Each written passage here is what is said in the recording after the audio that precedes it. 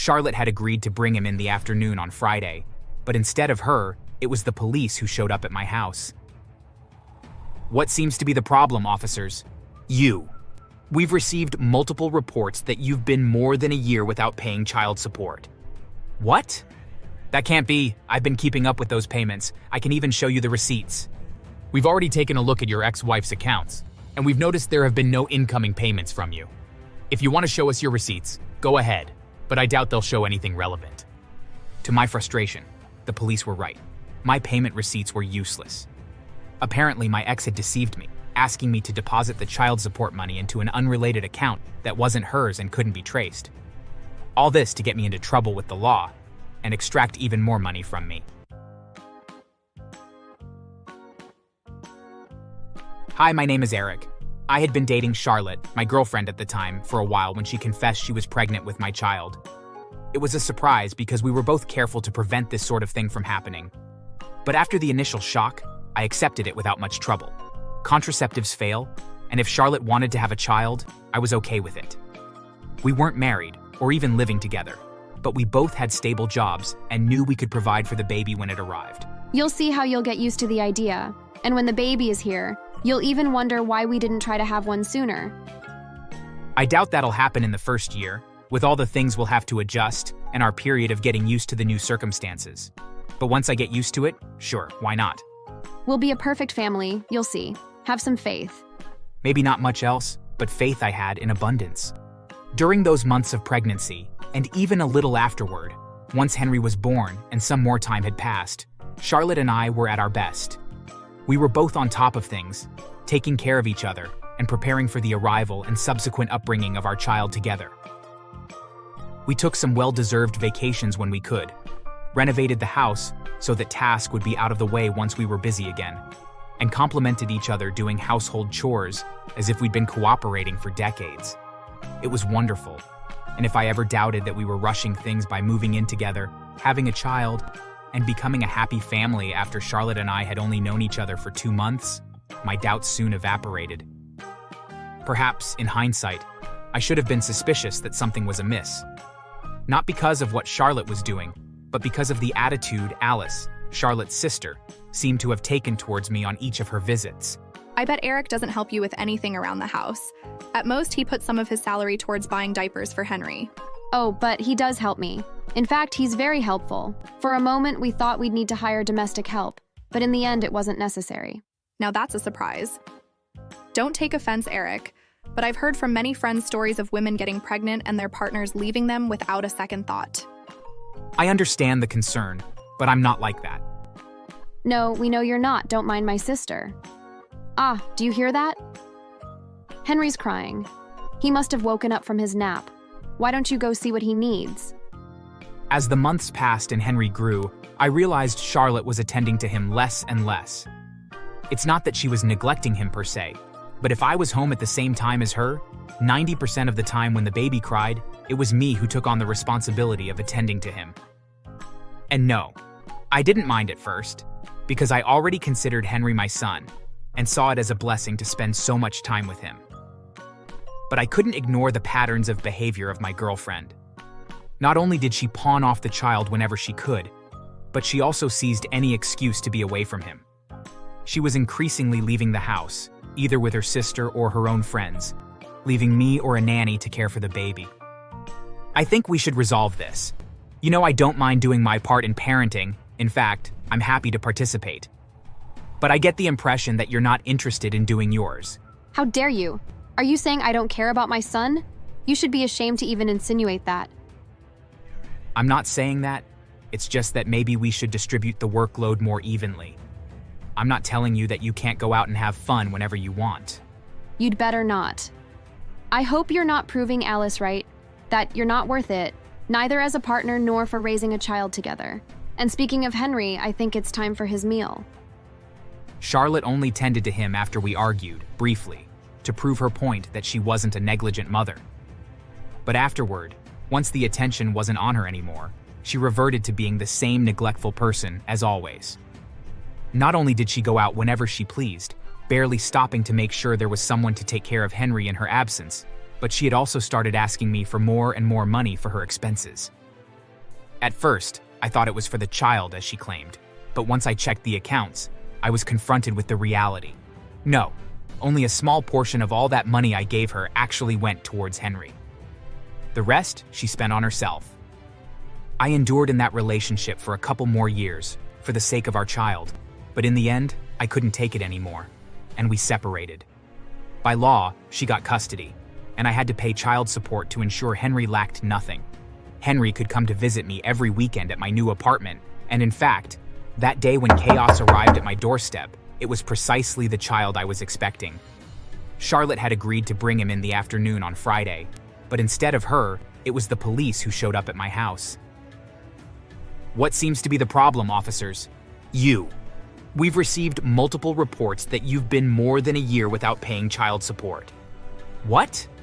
That can't be. I've been keeping up with those payments. I can even show you the receipts. We've already taken a look at your ex-wife's accounts, and we've noticed there have been no incoming payments from you. If you want to show us your receipts, go ahead, but I doubt they'll show anything relevant. To my frustration, the police were right. My payment receipts were useless.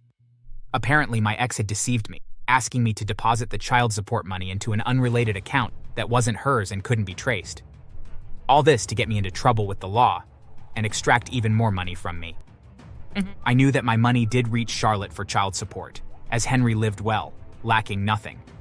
And Charlotte could even afford to not work or work fewer hours than she used to. It's just that my money was being obtained by another means of which I had no idea. The authorities, seeing that my story didn't match the documents, took me to court, and I ended up in jail for that alleged non-payment that never happened. It was a terrible few months for me, though fortunately, I was able to hire a good defense lawyer. Have you ever considered getting a DNA test? No. Why would I do that? I've never doubted that the child is mine. Maybe you should. I've been reviewing the case and I don't like it at all. I don't think it's far-fetched that your ex has been deceiving you to get your money. What do you recommend I do besides the test? Perhaps we should thoroughly investigate her, find out what she's up to, not just now, but before. It's likely we'll uncover some dirty tricks, especially since she already deceived you with the accounts. My legal team was right, of course. I got out of prison quickly, without even needing to go to trial, because after investigating a bit more deeply, they realized that the account I was sending the child support money to belonged to Alice, who very cleverly kept quiet about receiving these sums and had been secretly passing that money on to Charlotte. To make matters worse, the DNA test revealed that Henry wasn't mine, but someone else's, whom I later found out still had dealings with Charlotte. It seems it was all a strategy from the beginning to get me behind bars, for hurting her pride by leaving her and demanding that she respect my rights, and meanwhile, extracting more money from me. Fortunately, now justice was on my side, and after reporting her and exposing all the deception she orchestrated against me, it was Charlotte who was arrested.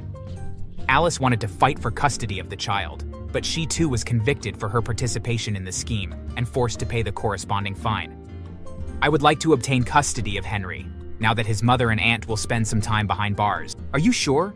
You don't have any responsibility towards him anymore. In fact, the judge has already ruled that Charlotte must return all the child support money you gave her, plus a considerable compensation for everything she put you through. I still want custody, even though we're not related by blood. I was the one who cared for Henry the most in his early years. I consider him family, and I wouldn't want to lose contact.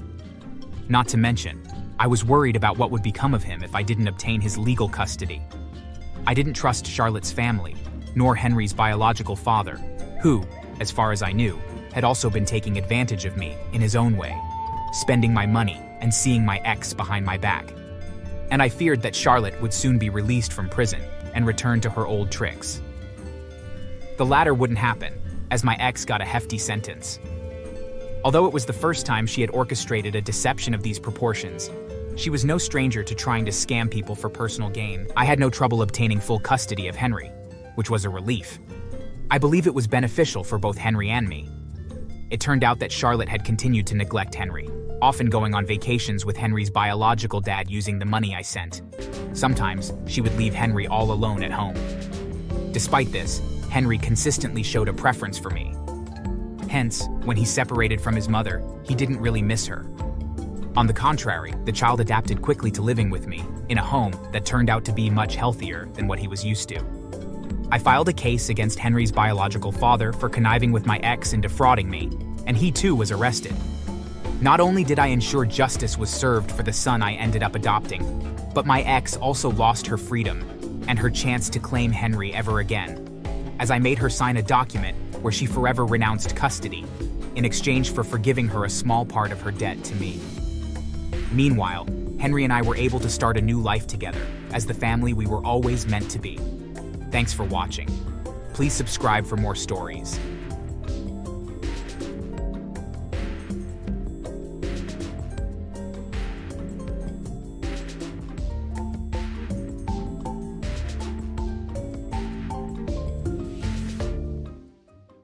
They would often stop by whenever Scott wasn't home and call me every degrading and insulting name they knew of. Barren Black Witch? What? Did you lose your womb while sleeping around? Or did you trade it for money with your black witchcraft? Ma'am, you're being unfair to me. Scott has told you we're both fine medically. I didn't trade my womb for nothing. How can you even say that? You're not fine if you're still unable to have a child since 2 years you've been married to my son. You have nothing to say, young lady. After they left, I would remain in my room and nearly cry my eyes out. I felt so unhappy. Hello, everyone. My name's Anna. I'm originally from Uganda, but I relocated to Italy around the time I was about 12 years old. I'm 32 now, and I'm married to Scott, an Italian man I met way back in college. Scott and I were in the same class, and he immediately stood out to me. He had this easygoing charm and a distinctive Italian accent that made him quite different from anyone else around. I remember the first time he spoke to me. He was asking for help with a project we were both working on. His genuine curiosity and the way he listened made me feel instantly at ease. As weeks went by, we began to see each other more often. We'd sit together in class, study together, and even grab coffee between lectures. Our conversations flowed effortlessly, and I found myself looking forward to our time together. Scott had a knack for making me laugh and feel comfortable, which was something I hadn't experienced before. One evening, as we walked through the campus park, Scott confessed that he'd developed feelings for me. I felt the same way, so we decided to give dating a try. Our relationship grew naturally from there, filled with shared interests, laughter, and deep conversations. It felt like we had known each other for much longer than we actually had. When it came time for Scott to meet my family, I was a bundle of nerves. My family is very traditional, and I hoped they'd be open to him. Scott, however, was wonderful. He made a real effort to understand our culture and traditions. He asked questions, listened intently, and even learned a few words of my native language. The moment Scott stepped into our home, he was greeted with warmth. My parents were impressed by his respect and eagerness to fit in. They saw how happy he made me, and how he genuinely cared for our family. It didn't take long for them to see what I saw in him and to welcome him with open arms. Scott's effort to embrace my background and his genuine nature won over everyone. It was clear that he wasn't just interested in me, but in becoming a part of my world. That made all the difference and solidified our bond. The first time I met Scott's parents, I felt a mix of excitement and nerves. I hoped they'd see me the way Scott did, but it didn't take long for things to go wrong. As soon as I walked through the door, Scott's mother's eyes widened in shock. She looked me up and down, her face contorting with disbelief. What? A black woman? Scott, are you crazy? How could you think of marrying a black lady? Her voice was sharp and filled with disdain. Scott's father wasn't any better. He stood there, arms crossed, shaking his head. Honestly, I'm very disappointed in you. A black lady? I felt my cheeks flush with a mix of anger and embarrassment. Scott, however, was quick to defend me. You're both being unfair to her. What does being black mean? She's human just like us. His voice was firm, but I could see the frustration in his eyes. I wanted to speak up, to defend myself, but the weight of the situation left me feeling speechless. Before I could say a word, Scott's mother turned to me with a scowl. Just leave, Blackie. We don't want you here. We do not approve of you, and we never will. I felt my heart sink as tears welled up in my eyes. I knew I had to leave, but it was hard to hold back the sobs as I walked out of their home. The drive back was a blur of emotions, sadness, humiliation, and a sense of deep disappointment. The next day, Scott came to me with an apologetic expression. Anna, I'm so sorry about yesterday. I know how hurtful it was. I've talked to them, and they're ready to apologize. Please, can we try again? They need to understand how wrong they were. I hesitated, but Scott's sincerity convinced me to give it another chance. A week later, I found myself standing at Scott's parents' door once more, hoping for a better outcome. When I walked in, I was met with a more subdued atmosphere, but the tension was palpable. However, the moment Scott's parents learned about my background, their demeanor changed drastically. So you come from a poor background? I suppose you've had to make do with less, haven't you? Did you also sleep with Italian men for money to live here? His tone was condescending, filled with judgment. The comments stung deeply. Scott tried to intervene, but the damage was already done. Their prejudices were clear, and no amount of apology seemed to change their attitudes. I could feel my composure breaking. I looked at Scott, seeing the pain in his eyes, but the harsh words from his parents had already cut through me. I knew that no matter how much Scott loved me, their views were something I couldn't easily change. Leaving their home for the second time, I felt a heavy weight on my shoulders, realizing that their acceptance was something I might never fully have. Well, Scott and I both came to an agreement to push through with our relationship without his parents' approval. My family felt sad about the refusal to accept me, but didn't let that change how they felt for Scott. With that, we began to prepare for our wedding. Scott's brother wasn't like his parents. He assisted us in every way he could and even asked to be Scott's best man. On the day of the wedding, shockingly, Scott's parents came. They sat at the back of the hall and refused to smile, but I was still happy that they showed up. It meant they cared about their son. They vehemently refused to take any pictures with us, no matter how Scott or his brother tried to beg them. We let them be and simply enjoyed our wedding. After the wedding came another problem. 2 years after our wedding, and we were still struggling to have a child. We'd gone to different hospitals to see countless doctors, but all test results showed that we didn't have any issues medically. I wouldn't have been so worried if Scott's parents didn't constantly ring it in my ears that I was a barren witch. Yes. 1 year after our wedding, they'd both apologized to us, but that didn't mean they liked me. They simply apologized so they could mend their relationship with Scott. They would often stop by whenever Scott wasn't home and call me every degrading and insulting name they knew of. Barren Black Witch? What? Did you lose your womb while sleeping around? Or did you trade it for money with your black witchcraft? Ma'am, you're being unfair to me. Scott has told you we're both fine medically. I didn't trade my womb for nothing. How can you even say that? You're not fine if you're still unable to have a child since 2 years you've been married to my son. You have nothing to say, young lady. After they left, I would remain in my room and nearly cry my eyes out. I felt so unhappy. But I couldn't tell Scott. I couldn't afford to make him fight with his parents again. Finally, after 5 long years of waiting, I got pregnant. My husband was overjoyed when he got the news. My family too, as well as Scott's brother. Everyone was happy for me except Scott's parents.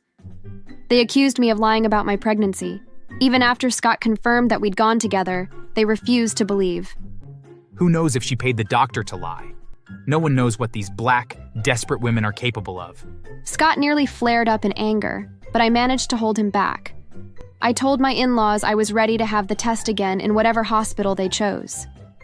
Embarrassingly for them, the result came out to prove that I was truly pregnant. They were so ashamed they hid from us for 3 whole months. On the day they finally visited us to apologize, Scott had to travel to a different country for work. They both volunteered to stay with me, since I was already 4 months pregnant. Scott was skeptical about it at first, but I assured him that I'd be fine. My in-laws brought some of their things and began living with me. Believe me when I say it was the toughest point of my life. They were both pure evil and would make me do things the doctor warned me against doing. My mother-in-law would make me cook countless times a day and end up throwing it in the bin.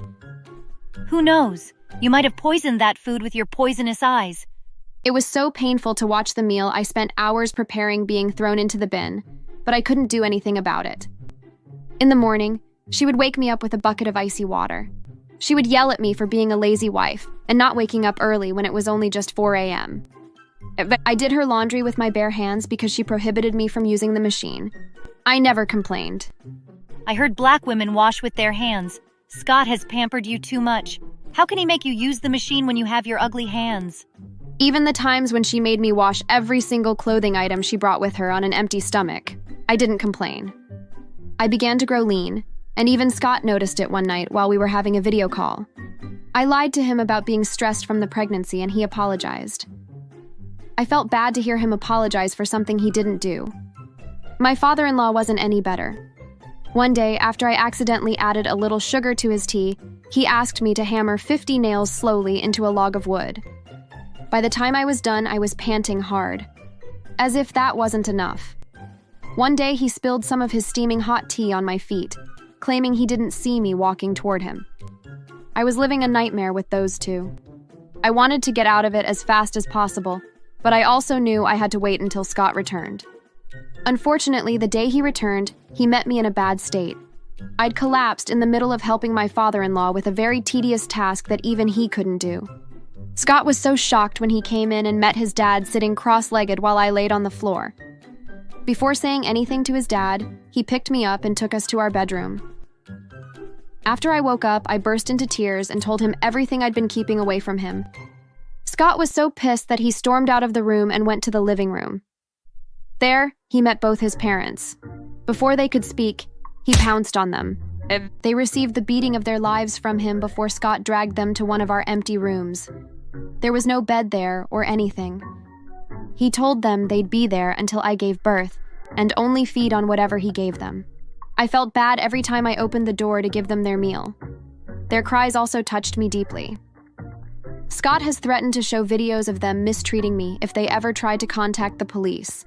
Apparently, he had installed cameras without our knowledge, and they recorded everything that happened when he wasn't home. This seemed to scare his parents even more. They were both there for 6 months. My father-in-law's beards were overgrown, and his wife looked so tattered. Scott forced them to take care of me and our daughter after I gave birth. They did all the house chores, cooked, etc. I was impressed with their new behavior. After a while, they apologized for all their past actions and promised to do better. I forgave them and they burst into cries. I couldn't help but hug them. Ever since, they've both been nothing but good people. I guess Scott beating and locking them up was just the perfect punishment they deserved. Thanks for watching. Make sure to subscribe and leave a comment down below saying I subscribed, and we will try our best to reply to your comment. My parents would sometimes force us to drink alcohol even though we were underage, and when we got drunk, they would laugh and mock us for how we behaved. There were times when they would use us as bait. For instance, my father would leave us in the middle of a parking lot. After a few hours, we would get scared and start crying, and people would usually stop to try to help us. Sometimes people would offer to drive us home, and as we approached their car, our parents would jump out and either knock them unconscious or threaten them with a gun, and we would steal their belongings and their car. Hi there. My name is Stacy, and I need to tell my story, although I need to warn you that it isn't a very pleasant story. I haven't had the easiest life, but I have made some choices that did make it much better, and hopefully if you are in a similar situation, or just one that is awful, that hearing my story might help you. Maybe it will give you the inspiration that you need to help get you through whatever it is that you are experiencing. So to start things off, my family is terrible. I don't want to undercut just how terrible they are, though. My parents were raised by con men and thieves, and fully embraced the lifestyles that they were shown. Aside from each other, they had no friends as they would steal from nearly anyone, including family, if given the chance. There were so many times that they would go out and then come back hours later with all sorts of things that they had stolen from people's homes or businesses. My sisters Tara and Wendy would be super excited to see what our parents would bring home. To them, it was like Christmas morning every time they came back. For me, though, there was just something that really bothered me about what they were doing. I couldn't get past the fact that the people that they were robbing or conning would suffer from the loss of whatever it was that they took.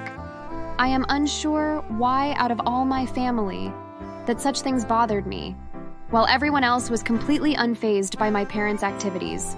Hey guys, we went out and got some great new electronics. Come see. Wow, thanks, Mom and Dad.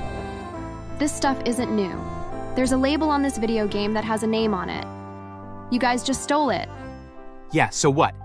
Are you ashamed that we did? Well, it wasn't nice to steal this. I wouldn't want someone to steal my belongings. You ungrateful little brat. You should appreciate what we do for you. That sadly wasn't the first time that my father hit me, but it was the one time that I remembered the most, because the image of my sisters and mother laughing at my tears would forever be burned into my memory. After that day, I decided that I needed to get out of this house as soon as possible. I couldn't live with people like this. They were just so horrible, and I couldn't help but feel guilty every day as I knew where they were getting their money from. It made me sick to my stomach knowing that the food I was eating was either stolen or bought with money that was stolen from someone that probably had worked hard to get it. The guilt of living in such a family was beginning to take its toll on me mentally. However, the worst was yet to come. My parents would sometimes force us to drink alcohol even though we were underage, and when we got drunk, they would laugh and mock us for how we behaved. There were times when they would use us as bait. For instance, my father would leave us in the middle of a parking lot. After a few hours, we would get scared and start crying, and people would usually stop to try to help us. Sometimes people would offer to drive us home, and as we approached their car, our parents would jump out and either knock them unconscious or threaten them with a gun, and we would steal their belongings and their car. There were other times when they would give us a wagon filled with cookies and tell us to go door to door, trying to sell them like the Girl Scouts do, while we would be trying to sell the homeowners cookies. Our parents would sneak around the back and into the home and take as much as they could before the owner shut the door on us. But all that was nothing compared to the scheme that broke the spell they had on my sisters. When my older sister Tara turned 16, my parents took her out with them one night, and when they came back, she was crying and she had a black eye. I tried to console her and find out what happened, but she slapped me and just ran to her bedroom and slammed the door shut. What did you do to her? Nothing. She just earned her keep, and if you don't stop asking questions, we'll do the same to you. What does that mean? It means shut up. My mom then slapped me as well, and then went to the kitchen table and pulled out a stack of cash and started counting it. Seeing how much money there was on the table, I wore it exactly how they had gotten it, and I followed my sister's example and ran and hid in my bedroom. It terrified me to think what they were capable of. As I hid in my closet, my sister Wendy came into my room and found me crying. What are you crying about? But I know that they will probably do the same to us, and I really don't want to find out. It confused me, but Wendy came and sat down next to me and put her arms around me. For the first time in our lives, she showed me compassion. We sat there in my closet until the morning. When the sun came up, Wendy and I went into the kitchen and made breakfast as quietly as possible and brought some of it to Tara's room. She refused to open the door at first, but hunger made her eventually open it and let us in. After some time, we asked her what happened, and she told us that our parents had taken her to some random man's house. They then sold her to him, and he got undressed and was about to assault her when our father hit him over the head with something. However, the blow only made him angry, and the man lashed out and struck Tara, and then he turned towards our parents. Our father then pulled out a gun and shot the man. Tara wasn't sure if the man was dead, but she watched her parents go through the house until their mom found a box hidden behind the man's couch full of money. Once they found that, they all ran and left the man bleeding on the floor. I don't know why, but I wasn't the least bit shocked that my parents would do that to our sister, but I was grateful that the man hadn't had a chance to actually get his hands on her. I wouldn't have put it past our parents to sell any of us to such a person for money, actually. It was only a matter of time before they did it for real, and not just a part of a ruse. A month passed, and I couldn't help but notice that the night where my parents sold Wendy changed her and Tara. They began seeing things my way, and I was surprised when they started begging me to come up with a plan to get us out of our parents' house. The problem was that none of us were adults, and if we ran away, we had nowhere to go, and we knew that living on the streets would be too difficult for 3 defenseless girls. It was then that I came up with a really bad idea. I went on our computer, and with some effort, I managed to figure out who the man was that my parents had robbed, and I went and visited the man in the hospital. He had managed to survive the gunshot wound, but just barely. Who the hell are you? My parents were the ones that shot you and stole your money. Oh yeah? Is that a fact? Then why are you stupid enough to come here? Because I need a way to escape them. And I wanted to know if I were to tell you where to find them, if you would leave me and my sisters alone. I can even make sure that he can't fight back. Fine. Yeah, I can agree to that. It's not like your sister did anything but sit there and cry anyways. Plus, I've heard a lot of things about your parents. They've stolen from friends of mine too. You do realize that we won't go easy on them, yeah? I don't care. I just know my sisters and I need to get away from them. It was a bad idea, but I told him where we lived and when he could pay my parents a visit. On the day when he was going to show up, I snuck into my parents' bedroom and took all of the bullets my dad had for his gun, along with whatever money I could find, which was a couple $1,000s, and I put them in a backpack, and along with my sisters, we slipped out of the house. Hours later, we returned home to find police in our home, and when they saw us, they pulled us away and told us that our home was a crime scene. I pretty much knew what they were going to say, but I needed for them to confirm it for me. Apparently, shortly after my sisters and I left, the man and a few of his friends had broken into our home. Our father tried to defend himself, but without bullets, his gun was useless, and the man and his friends killed our parents. I knew that I should feel guilty or at least sad that my parents were gone, and that I had played a part in their deaths, but I just couldn't. After everything that they had put my sisters and I through, I had no sympathy for them. The police did an investigation, and they caught the man that had killed our parents along with his friends, and they went to prison. But as far as I was concerned, they had done us a huge favor. They had freed us from our parents who were most likely going to eventually get us either killed, sold as slaves, or something worse. The police took us to a halfway house where we stayed for a couple months until a woman we didn't recognize showed up one day. As it turned out, our father had a sister that he had never mentioned. Apparently, she was a lot like me and had ran away from home at a young age because she wanted nothing to do with the criminal activity that our family was involved in. It took some convincing, but we were handed over to her. It took months, but she eventually was able to get us to feel safe and secure with her. She worked as a lawyer for the city and prosecuted criminals, and I had to admit that she very quickly became a role model for me.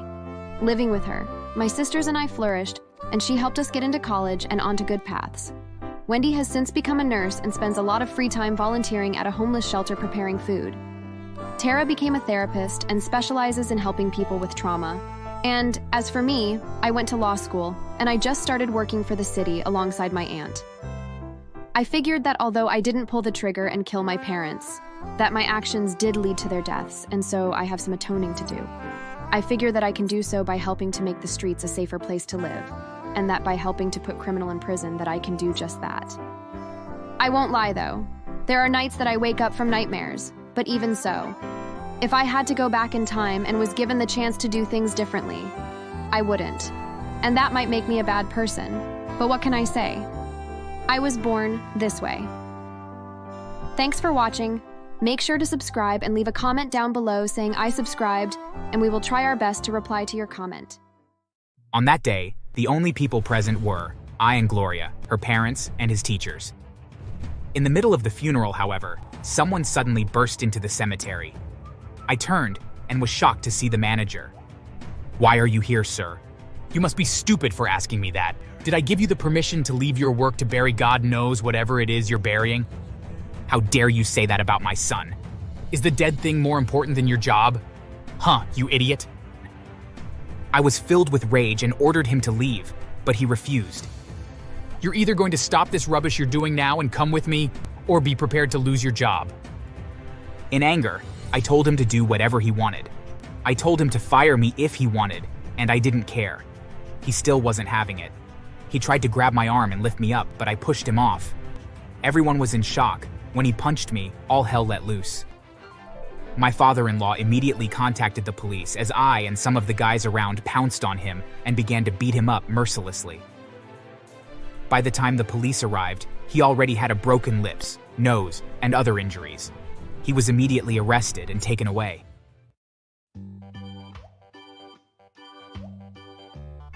Hello, I'm Thane Jason, and I'm 35 years of age. I lost my parents to the cold hands of death 15 years ago, and a few months after their death was when I met Gloria, my present wife. I hadn't finished college yet, and my job as a part-time waiter was barely able to completely foot my bills. Gloria's parents were very wealthy and kind-hearted people.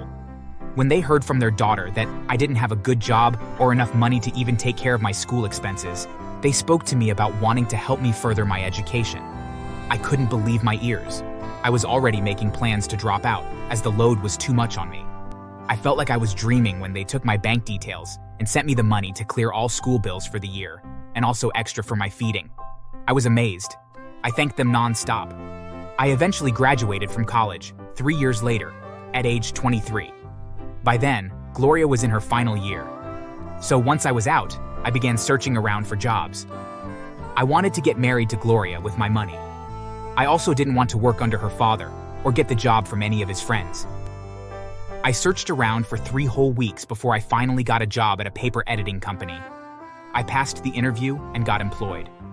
The pay wasn't large, but it was comfortable. When I told Gloria about it, she was overjoyed. I worked at the company for over 5 years before I had to move again to a different company with a slightly higher pay. By the time I was 30, we already had a son aged 5. Jack was our world, and we both worked hard to give him whatever he wanted. He was born with a condition that made his brain develop slower than other kids, but we didn't mind. We were going to be patient with his slow development. One day, Jack needed to be taken to the hospital for his regular checkup. Gloria had to go to work very early, and it was impossible for me to skip my work. I called Gloria's parents, but they were both unavailable. Jack usually had severe back and head pains that needed to be avoided by injecting a special drug into him every 3 weeks. I knew if he didn't go to the hospital that day, our son's pain was going to affect the whole neighborhood. I didn't want that to happen. Quickly, I fetched my phone and called one of my closest work friends. He picked up and asked why I wasn't at our workplace yet. I explained the situation to him and begged him to help tell our boss that I was going to be a little late. He agreed and even asked me to take my time with Jack. I was grateful to him, and with a relieved heart, took my son to the clinic.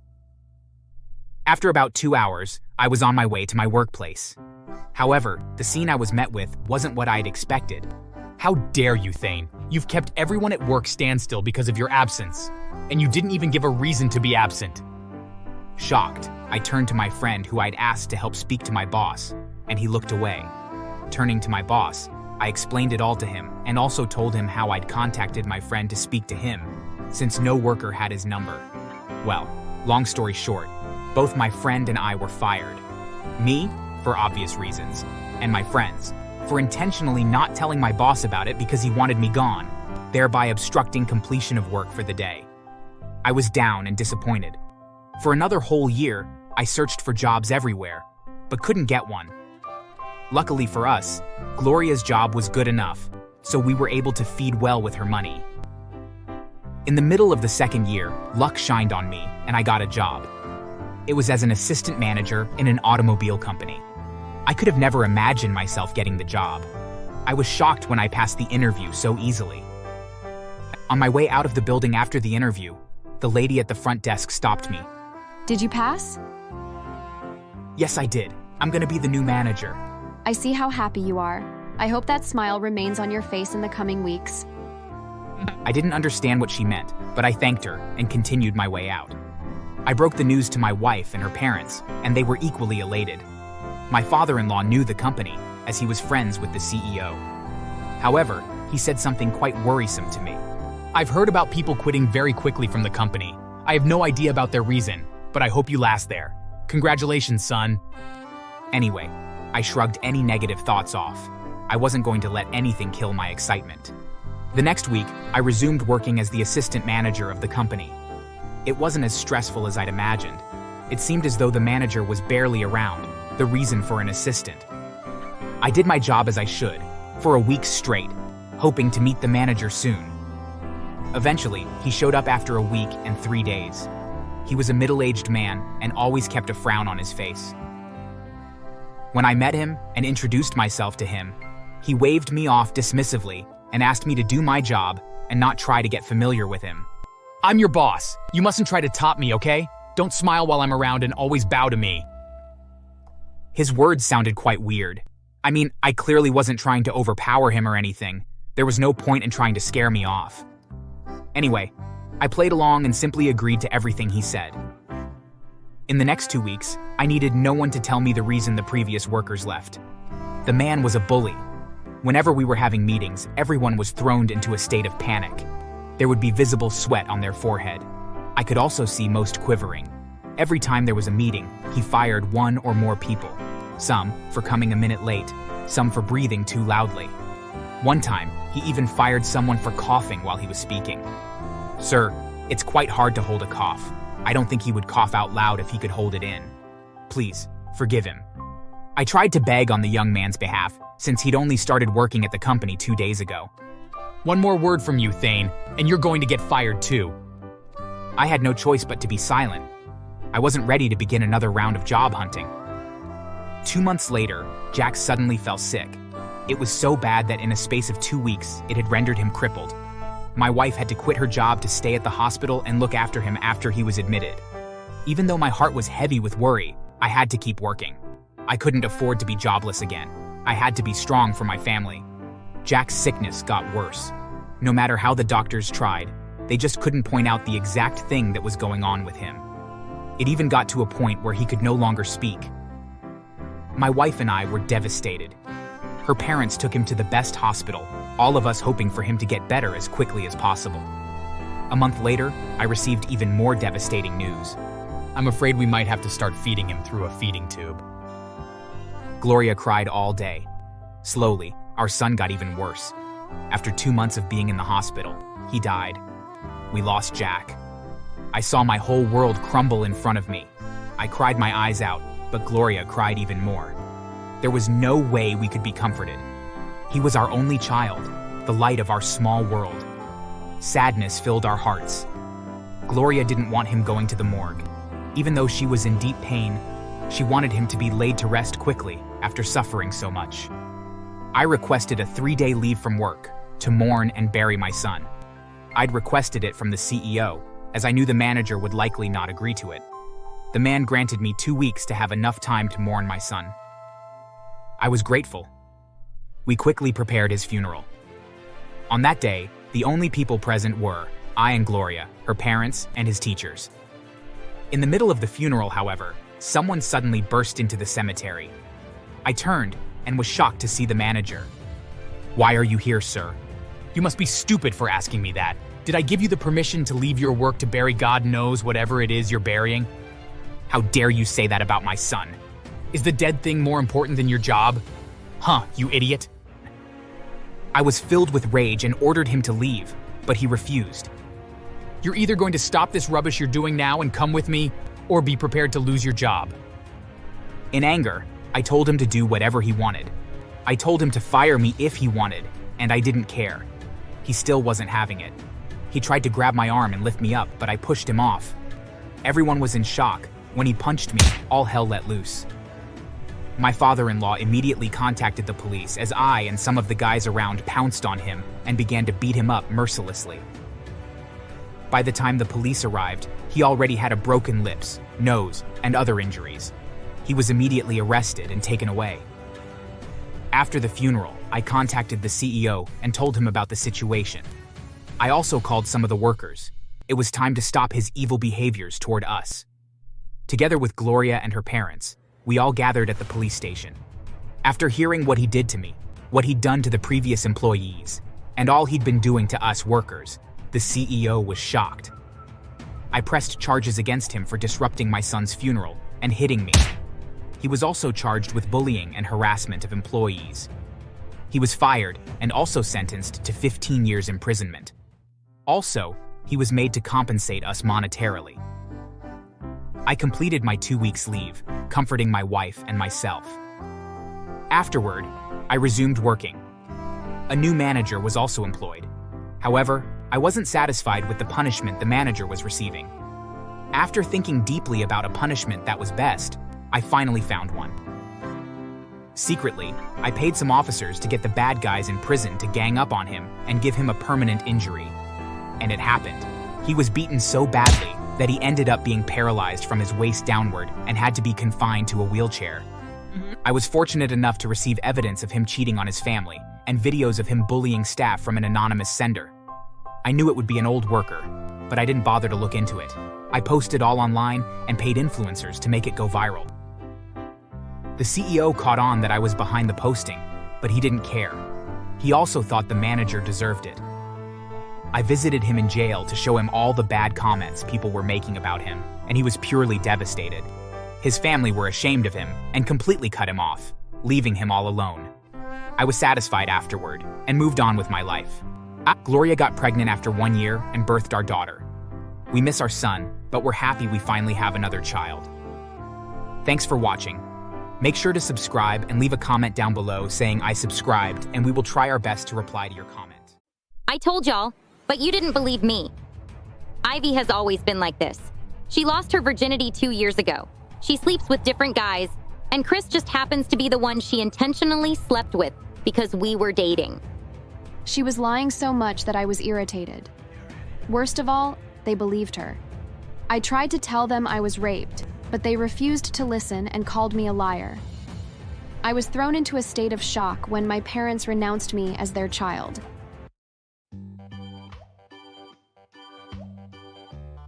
Growing among cousins and other extended relations is cool, but it also has its disadvantages. Aunties can be quite dangerous when they get envious of you or your child, so beware of them. After my ordeal, I always reminded myself of that. Oh, I forgot to introduce myself. Hi. I'm Ivy, age 29 and married with 2 kids. My grandparents had a very huge house where they lived. Every Friday, everyone in the family was to be at the family house. We usually stayed until the next day. It was called bonding. My grandparents were very serious about bonding. They had 4 children and all were married with kids. My cousins were all older than me, as my parents had a little trouble with childbirth before they had me. Being the youngest of all the grandchildren, my grandparents adored me. I was like their cherished puppy. Once during dinner, my second eldest cousin, who was sitting beside me, took my glass, which was nearly empty, and filled it up with juice before filling his. My aunt's daughter, Jenny, suddenly stretched hers too. Fill up mine too, Carl. Why should I? You have a jug beside you. Didn't Ivy also have one beside her? Yes, didn't she? Why can't you fill up Jenny's cup? I was beginning to get tensed. Why were they doing that? If they continued, the dinner could get ruined. I was about to speak, but my mom beat me to it. Okay, what's your deal with my daughter? I honestly don't understand what both your problems are. Are you crazy? How dare you? My daughter and I are now problematic. Wow, coming from you, that's so rich. My mom was about to retaliate, but I stepped in. That's enough.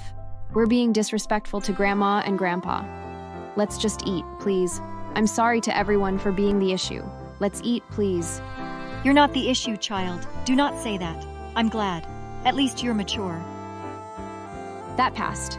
I finished high school and got into college. My grandparents advised my parents to let me apply at the same college my other cousins were. It was also where I'd wanted to apply, so I did, and passed. But the issue was, Jenny had always been jealous of me and was in the same school. Jenny was in her 3rd year when I got in. At college, she often acted like we never knew each other. She would walk past me and intentionally brush against my shoulder. However, I never spoke anything about it. I avoided her as much as I could. Since I was the shy type, I didn't know how to make friends. I had 3 more cousins there, so I mostly spent time with them at the cafeteria. One day, Jenny approached me. I was at the library and was surprised to see her in front of me. I heard it. Did you think I wouldn't? Gosh, I can't believe you'd stoop so low. I was confused. What was she on about? She had a deadly gaze on as she stared directly into my eyes. I asked what she was talking about, and she suddenly grabbed me by my hair. You must think I'm dumb, right? I heard it all. You went behind my back to seduce Chris, didn't you? I didn't even know who my husband was at the time. I'd heard people talking about him, but I hadn't seen him. Again, I asked her to be clear. Then she finally revealed the reason for her anger. Apparently, news was going round that Chris liked me, but the issue was Jenny had a crush on Chris. It was surprising to me, as we'd never even met each other. I tried to explain that to Jenny, but she wasn't having it. She pulled my hair tighter and warned me to stay away or she wouldn't waste any time in making the school unbearable for me. When she left, I couldn't understand anything. Suddenly, Chris approached me. He introduced himself and told me he was in year 3. He asked if I was Ivy, and I replied that I was. Then he told me about what the rumors were saying, and how bothered he was about it. I was captivated by his handsomeness and the smart way he spoke. However, the matter at hand was more serious. Right when we were speaking and wondering how they even thought of pairing me of all people with him, Jenny rushed into the library, alongside some other girls. So, the rumors are true? I can't believe you. Before I could try to explain, she pounced on me. Jenny was quite big, so it was impossible for Chris to get her off me, especially with the way her friends were holding him back. By the time him and a few others around managed to separate us, I had a broken nose, lips, cuts around my eyes, on my chins and my right ear bleeding after she roughly pulled my earrings. I was immediately rushed to the school's clinic where the wounds were instantly disinfected. Our parents were summoned and my mom flared up. What did Ivy do? Why do you hate her so much, huh? Jenny's mother wasn't having it either. They nearly fought in the school's president's office, but were stopped. Her friends all pretended to not know about what caused the fight and only said we suddenly started fighting. Chris, however, told them that Jenny attacked first. When the CCTV was checked, they saw that it was true.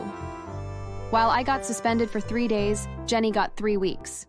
It wasn't an easy period for the whole family, as everyone blamed Jenny after I told them it was about Chris. However, Jenny lied to them and said I was sleeping with Chris. Of course, no one believed her. They knew I wasn't such a person, and that clearly offended she and her mother. I returned to school after a month, and that was probably my worst mistake. 2 days after I returned, I was raped in an abandoned class. I couldn't bring myself to tell anyone about it, as I felt ashamed. I withdrew and took care of myself alone. Misfortune hit when I realized I was pregnant. I tried to hide it, but my mother's eyes couldn't be deceived for long. Once it was out that I was pregnant, the whole family, except my aunt and Jenny, were disappointed. I told y'all, but you didn't believe me. Ivy has always been like this. She lost her virginity 2 years ago. She sleeps with different guys, and Chris just happens to be the one she intentionally slept with because we were dating. She was lying so much that I was irritated. Worst of all, they believed her. I tried to tell them I was raped, but they refused to listen and called me a liar. I was thrown into a state of shock when my parents renounced me as their child. I begged with every strength I had in me, but they refused to listen. You cease to be our daughter. You have embarrassed us. Get out. My grandparents couldn't do anything. They wanted to help, but they were also disappointed and agreed with my parents. I was thrown out of their lives. With a child in me and no family to turn to, I was left stranded on the road. I walked about, not knowing where to go or what to do. That same night, Chris happened to come across me on the road, crying. He asked what happened, and I explained the whole thing to him. No way. You don't deserve that. We have to report to the police. I'm going to go with you to your parents and let them know that nothing's going on between you and I, or even I and Jenny, or whatever her name is. I refused. They'd thrown me out. There was nothing I could do about it. I told him I was going to get through it alone, but he refused. He blamed himself for it and invited me to his house. I got to know that he was an orphan and was working while schooling. I couldn't deny that he was doing quite well for himself. He let me stay under his roof and also fed me. Tragedy struck again when I had a miscarriage. I almost died, but Chris was there for me. He took me to the hospital and ensured I got the best treatment. I thought about my family often. I was disappointed at how easily they gave up on me. Least they could do was ask me to invite Chris over and question him, not just believe Jenny. I couldn't get over the pain and heartache their actions brought me. I managed to get a job, as I couldn't return to college or let Chris take care of me forever. He was good from the beginning. When he saw that my job as a waitress wasn't paying enough, he helped me secure a better job. We got closer with time, and of course, feelings began to develop. After 6 months of staying with him, I got myself an apartment. I was only 20 then. I worked even harder. Since I needed to finish my college education, I applied for scholarships so I could start afresh. Luckily, one clicked and I was in school again. Chris and I got into a relationship. My parents never called. They'd indeed abandoned me. I moved on and worked even harder. By the time I was in my second year in college and nearly my second year in a relationship with Chris, there was another rape case in the college. Chris told me the girl was raped after a fight with Jenny over a male student. I connected the dots, and it was similar to my case. I asked Chris if I could bring mine up again, and he promised to back me up, and it began. I returned to school and told them everything that had happened to me since the fight with Jenny. The news spread quickly. I discovered that the new victim was assaulted in the same place as me. So I requested that the CCTV footage of both days be checked. Action was put in place immediately. When they checked, it was discovered that the same guy was the culprit of both incidents. He was caught by the police and he confessed and was sent to prison. My parents heard about it and called, requesting to see me. I took Chris with me. While at my parents' house, he told them he'd never had anything going on with either Jenny or me, and he wasn't responsible for my pregnancy. My family were shocked. Jenny and her mother bowed their heads in shame. My parents and other family members apologized to me and urged me to return home, but I refused. I'd forgiven them, but I wasn't going to go back there. Just as they were still begging me, the doorbell rang. My dad and 3 police officers walked in. They revealed that they'd found out from the culprit that Jenny had paid him to commit the crimes. She was arrested on the spot. Her mother sobbed loudly and heavily as she followed them, begging the cops to not take her child. Well, I left my parents' house after assuring them that they had my forgiveness. I continued my life with Chris, working harder on our relationship, work, and school. I communicated with my parents quite regularly, but our relationship had been tainted forever, with the lack of trust they displayed at the time when I desperately needed them. After graduation, Chris and I got a house. We also got better jobs and were living well. He proposed to me, and I agreed. We were blossoming in love. Jenny's mother couldn't attend our wedding, as she was busy visiting her daughter in jail, where she was serving a 35-year jail term. We even heard from Jenny's mom that Jenny was raped by 2 guards. They were never caught or charged, and because of that, Jenny is traumatized. While in prison, she sometimes acts like she's mad. Jenny's mom is depressed and lives alone with 4 cats. As for me, 2 years after our wedding, we had our first child, a boy. When he clocked 2, his sister was born. I allowed my family to visit us at home, but I never let my kids go over to theirs. I also didn't allow a close relationship with their cousins, and Chris supported. Neither of us wanted a repetition of what happened to me, even though we knew they might not be as bad as Jenny. We just had to be careful. Thanks for watching. Make sure to subscribe and leave a comment down below saying I subscribed, and we will try our best to reply to your comment. Sick? I don't care. You're coming with me this minute. Before I knew what was happening, the man lifted me effortlessly and threw me on his right shoulder. Immediately, he left my house, ignoring my cries of pain. We arrived at the company, and I was carried to the marketing department. He dumped me on my seat. Start working! I had no idea how to react. I found myself typing. However, with each second that passed, I was getting weaker. A few minutes later, I blacked out. The next time I opened my eyes, I realized I was at the hospital. I received my letter of dismiss there, and I couldn't be happier. I chose being jobless over getting killed by having a job.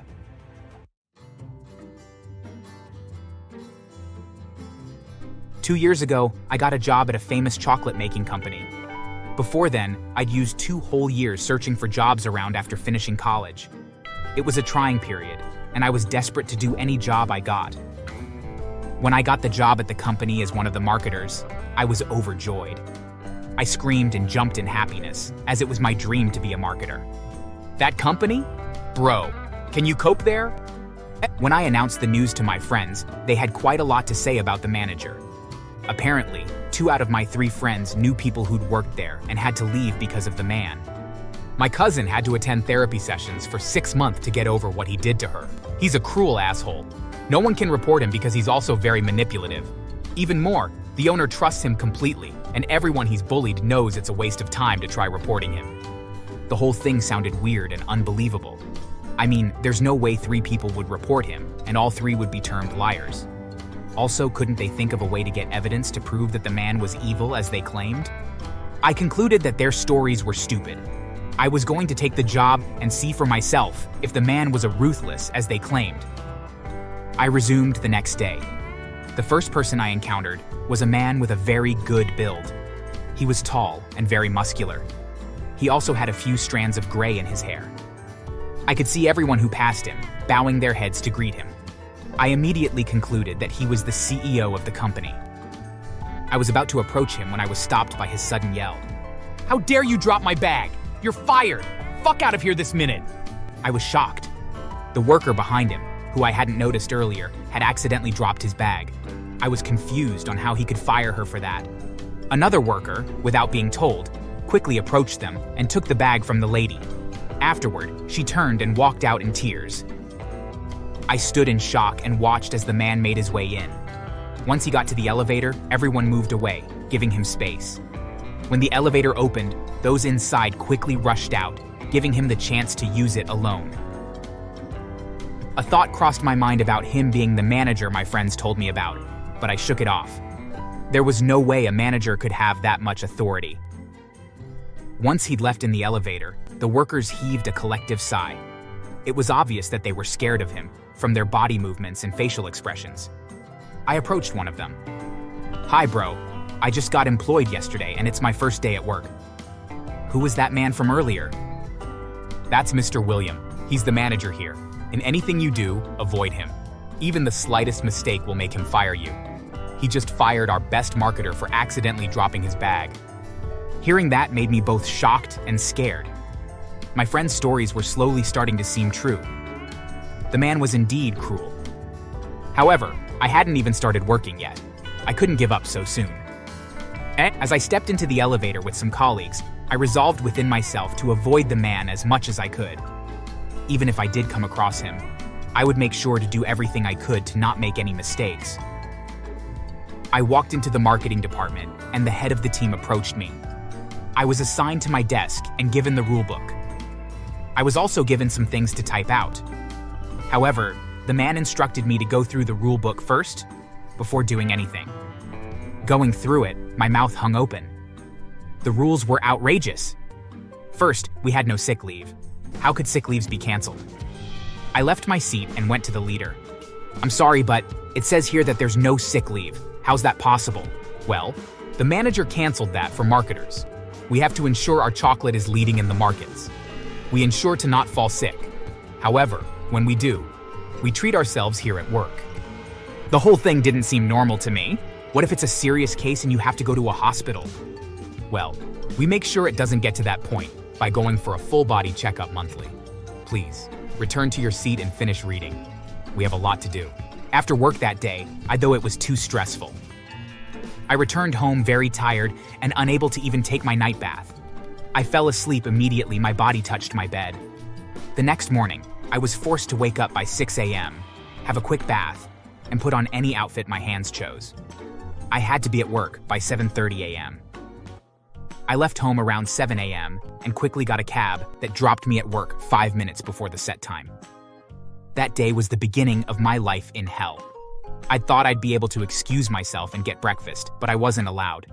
The permission to eat was only from 1 p.m. to 2 p.m. I hadn't had dinner the previous night. The thought of not having breakfast, too, broke my heart. I managed to work until it was lunchtime. I felt my energy return after lunch, but it all went away by the time I was done for the day. My body was stiff, and the most stressed out it had ever been. However, when I got home, I didn't make the mistake to sleep off immediately, no matter how sleepy I was. I got my clothes for the next day out and had dinner before I finally slept. The next day, I woke even earlier, had a quick bath, got dressed, fixed breakfast for myself before leaving. My life continued that way, each day coming with even more stress. I could barely see my friends anymore. The only day of the week which I was free, I used it to sleep to my satisfaction. I was getting drained, and I knew it. I always had to down pills for headaches and body pains. I would leave, but I was scared of going back to being jobless. Those 2 years I spent being jobless were horrible. However, having a job wasn't even any better. The only advantage I had was the high payment I received bi-weekly. I knew they paid so much to keep the workers tied to them. For 2 months, I managed to avoid the manager. However, in my 3rd month of working, life happened and I was forced to finally face him. We'd been working on a new way to push our product even higher, and we finally found a way. We needed to have a meeting with the manager for finalization. I dreaded the day until it finally came. And who are you, lanky boy? Are you new here? Before going to work at the company, I was quite fleshy. However, the stress and everything that came from the job had caused me to lose weight so much that I had become lanky with bulgy eyes. Yes, sir. I began working here 3 months ago. Oh, come up here and open the meeting then. I'd expected that. The leader had informed me prior that he'd want to test my capacity by doing that. However, I was advised again, making my opening perfect.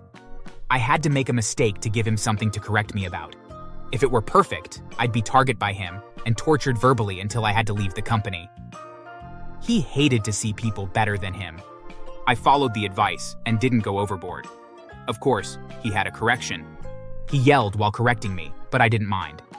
The meeting was filled with so much yelling and insults, but he finally accepted our idea. I later got to know that he was simply yelling to make us feel our idea was good, but not up to his taste, and he was only agreeing to it because he pitied us. It was crazy. Fast forward to my 6th month, I was getting even worse. I developed insomnia, bad posture, etc. I even began losing my hair rapidly as a result of how stressed I was. Regardless of what I saw the job doing to my health, I didn't quit. One day, my body gave up on trying to hold it in, and I fainted in my room. Fortunately, I woke up a few minutes later. I knew it would be a suicide attempt to go to work that day. I would call the company, but I realized I hadn't had the time to exchange contact with anyone in my department. I decided to receive treatment that day and resume work the next day. Weekly, I reached for my phone and called my personal doctor. He promised to be at my house in an hour. I managed to leave my bed and get a cup of tea while watching TV and waiting for my doctor's arrival. However, 30 minutes later, I suddenly heard the doorbell ring. Though my doctor had arrived earlier, so I forced myself up and went to get the door. However, I was shocked to see the manager standing in front of me. I moved back in fear, and he followed me. How dare you skip work, huh? Sir, I'm sick. Sick? I don't care. You're coming with me this minute. Before I knew what was happening, the man lifted me effortlessly and threw me on his right shoulder. Immediately, he left my house, ignoring my cries of pain. We arrived at the company, and I was carried to the marketing department. He dumped me on my seat. Start working! I had no idea how to react. I found myself typing. However, with each second that passed, I was getting weaker. A few minutes later, I blacked out. The next time I opened my eyes, I realized I was at the hospital. I received my letter of dismiss there, and I couldn't be happier. I chose being jobless over getting killed by having a job. It didn't end there. Once I was discharged, I filed a case of emotional abuse, assault, and physical abuse on workers. I managed to get the previous workers to come in as witnesses, and they agreed, as they were also tired of his wickedness. And I also found nearly all of the previous workers he'd assaulted, and the case was taken to court. The CEO was shocked to see the video of him carrying me out of my house against my wish, which was caught by my CCTV cameras. He was even more shocked by the testimonies of all the workers, which were nearly 100. The court sentenced him to 10 years imprisonment with hard labor. All of his money and investment were also shared between all affected workers, leaving his family who depended on him with nothing. His wife was furious after finding out how horribly her husband had been treating workers and filed for divorce. The CEO also gave me my job back. Due to how well I'd performed at work, more than the old workers, I was promoted to the post of the marketing leader. And I didn't think the punishment was enough for the manager, so I went to visit him in prison and told him of my new position. I could see how angry he looked, but I just laughed before I left. I paid some of the wardens to torture him for a week straight. The next week when I visited again, I was happy to see the marks and injuries all over his body. I'm sure by the time he is out of there, he will be more humble. The company became a safe and enjoyable place to work at. We later heard my boss was nicknamed the Wicked Boss by other inmates and was bullied in prison, and occasionally his food will be seized by other inmates. Thanks for watching. Please like and subscribe to the channel.